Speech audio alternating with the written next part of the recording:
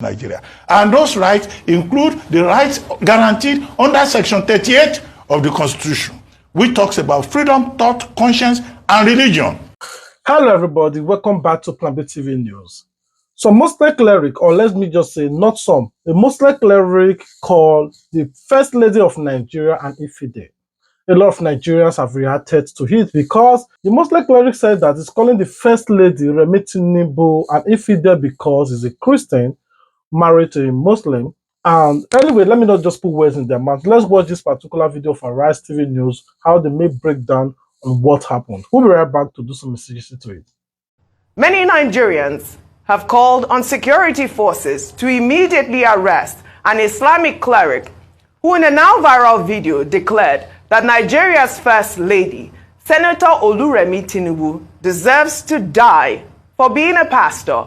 In the video, the cleric was heard saying the Muslim ticket, which brought President Bola Ahmed Tinubu into power, was a scam and that his wife was an infidel. He went further to refer to the Quran without providing any chapter or verse of the Quran to back his claim. Well, let's take some reactions. Well, this person wrote, "This man clearly needs to be put behind bars, preaching violence, preaching ignorance, preaching hate.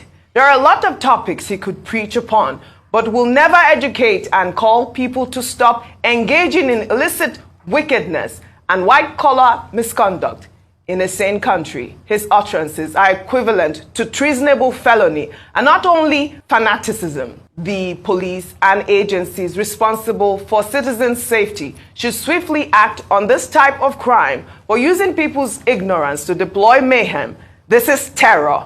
Another Twitter user wrote, "A Muslim cleric was recorded calling for the killing of Remi Tinubu because she is a pastor and an infidel.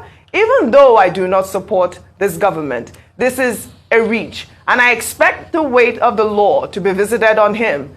There is a reason why serious nations do not allow for this sort of inflammatory rhetoric woven into sermons. This must not be allowed to lie." I mean, this is the power of social media, really. This video was posted on Twitter yesterday or the day before, and it's gotten so many retweets. And we at Arise News are calling on the Nigerian government to look into this. I mean, when I read the transcription, the man there was saying that Remi Tinubu should be beheaded. Dr. Abati.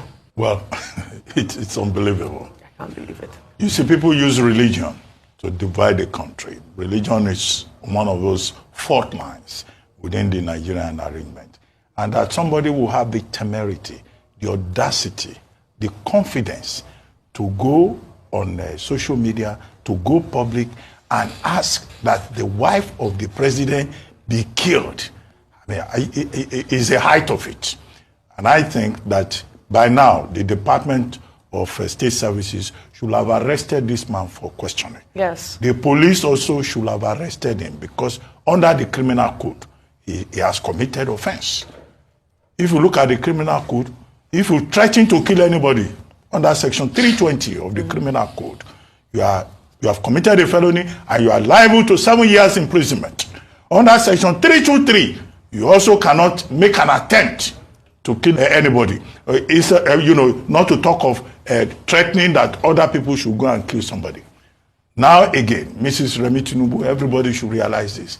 He's a citizen with full rights under the Constitution of Nigeria. And those rights include the rights guaranteed under Section 38 of the Constitution, which talks about freedom, thought, conscience, and religion. There's nothing that says that if your husband is a Muslim, you too should be a Muslim. Your husband can be a Muslim. In fact, you can be a traditionalist. It is your right under the Constitution. And as for his comment about Muslim ticket and all that, that's a political statement.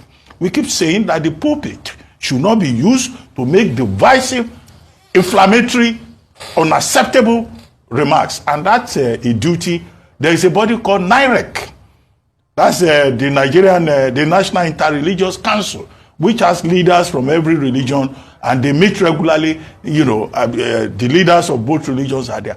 I think it's about time that NIREC established a task force to deal with, clerics like this, whether Christian or Muslim, who make statements that will bring down the doctrine, on both sides, and to stretch the matter further. I'm surprised that this Islamic cleric doesn't even know the Quran. And how he couldn't read. He was saying that Allah says anybody who is an infidel should be killed. The Quran and the Hadith, if you look at both the Quran and the Hadith, there's nothing like that there. I have copies of the Quran. So I'm not even just quoting anybody. I have copies of the Quran myself. See, it says that Islam is a religion of peace.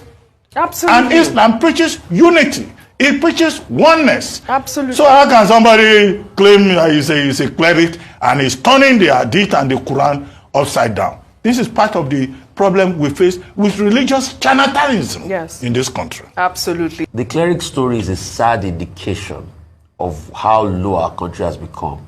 But I would also blame it largely on the politicians. Yeah.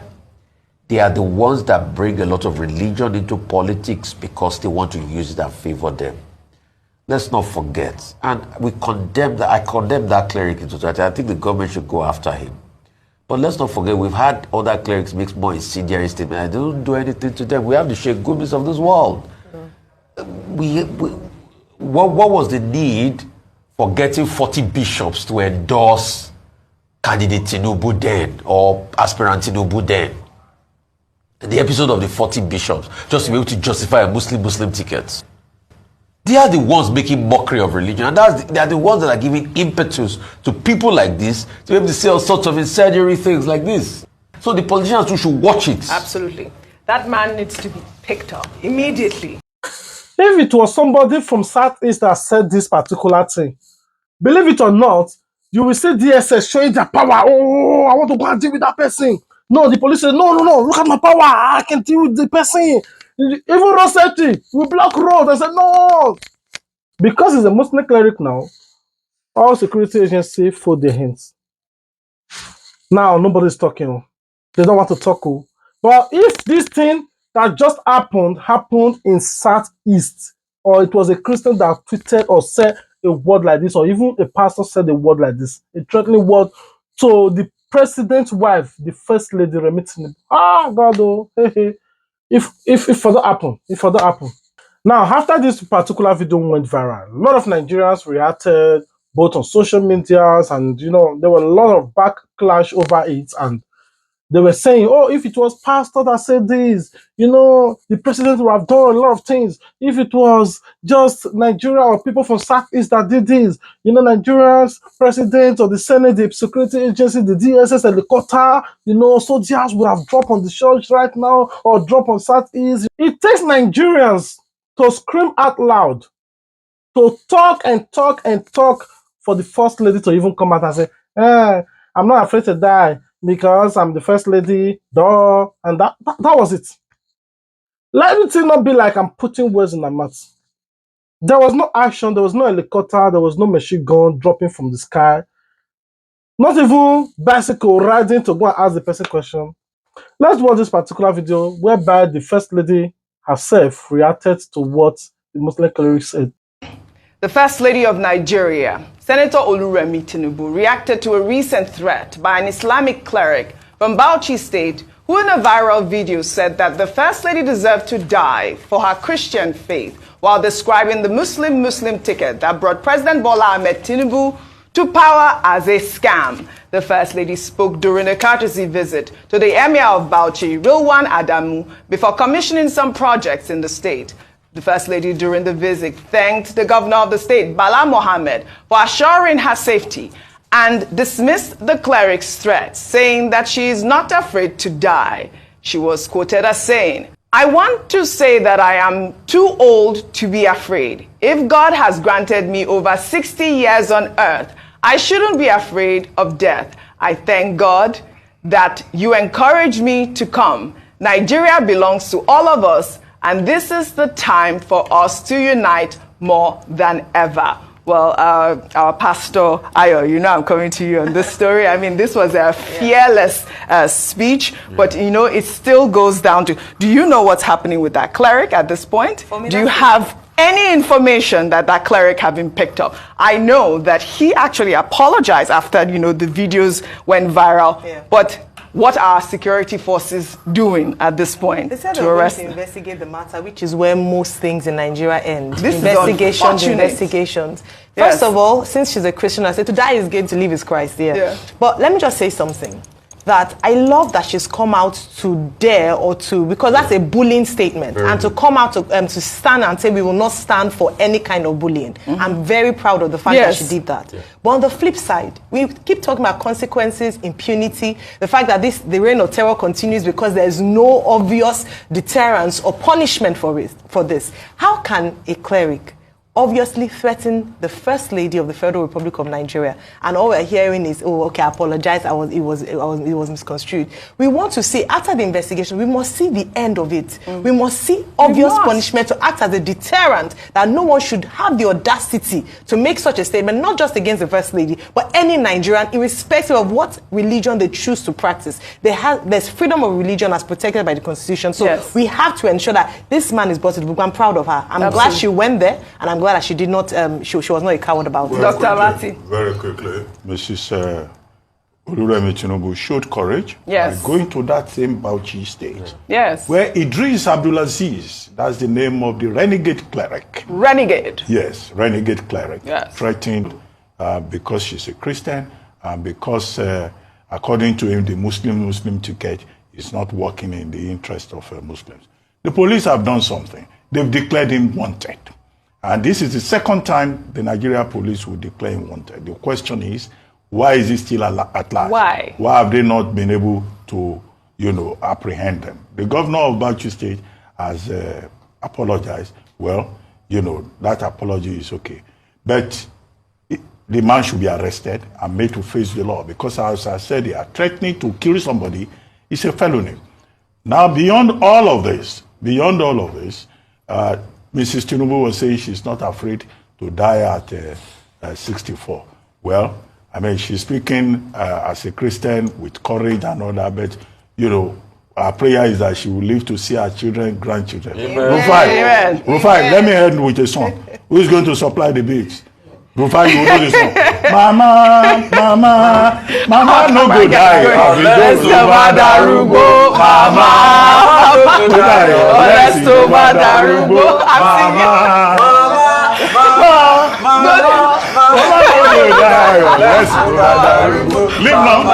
May she live long.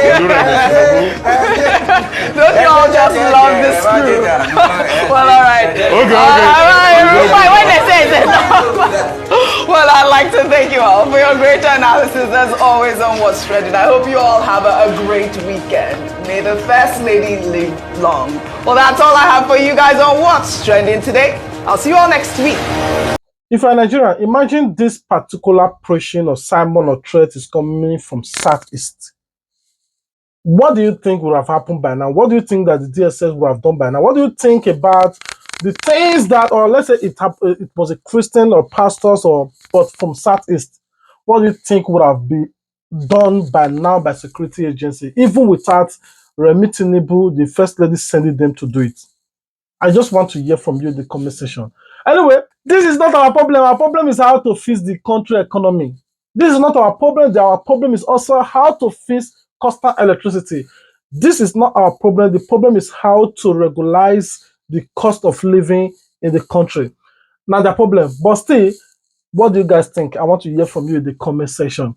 Anyway, this is what I'm going to be ending the video today. Remember, we love you, but God loves you more. If you love us, the only way you can show it to us is to like this particular video, share this video to all your platform or amongst your friends, and at the same time, please comment your thoughts in the comment section. But above all, subscribe to this video. We want your subscription, because if you subscribe, it's free to subscribe. If you subscribe, it will help the channel to grow. Take us to 100,000 subscribers. We need and pass any on that thing. That is our biggest desire so far on this social media right now. We want to get to that 100,000 and hold this YouTube award before this year runs out. I can't do it. My own is to make video, but you guys can make it happen. Please, it takes you nothing to subscribe. Just hit it and that's all. All right, God bless you as you do, with your humanity, with your kindness, with your love that way they show us. For you to always watching our video is enough for us. But please, let's hold this YouTube award. Thank you very much. I love you guys. Until we meet again, stay tuned, Plan B TV News. Peace out.